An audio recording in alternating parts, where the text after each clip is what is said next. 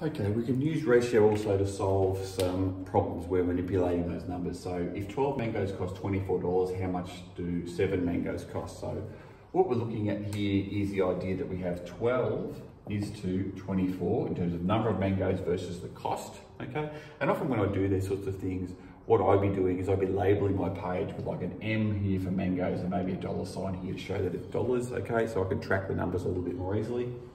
And then what we see is both numbers have a connection, 12 and 24, and we know that if we divide this one by 12, then we'll end up with 1, and if we divide this one by 12, we'll end up with 2. So we know that for 1 mango, it'll cost $2, and then we can increase it to 7 mangoes by multiplication, times by 7. So here it'd also be times by 7. So 7 mangoes is going to equal $14.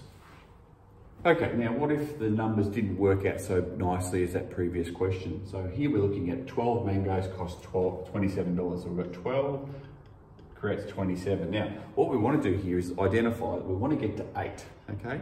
So the connection, we know we're going to go skip down and then skip again, okay?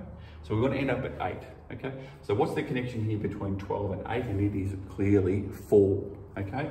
We can go from 12 to 4 and then 4 back up to 8.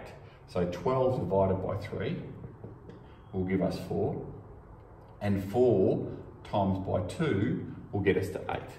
And we can use that same unitary method, okay, to go on this side the same thing, divide by 3, same on both sides, gives us 9, and then multiply by 2 will give us 18. 8 is to 18, so for 8 mangoes it's going to cost you $18.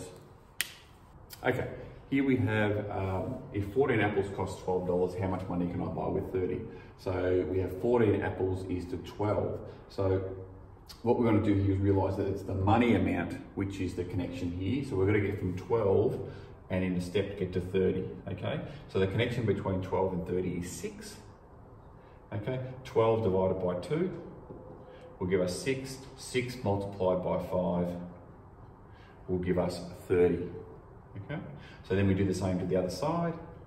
14 divided by 2 is going to give us 7.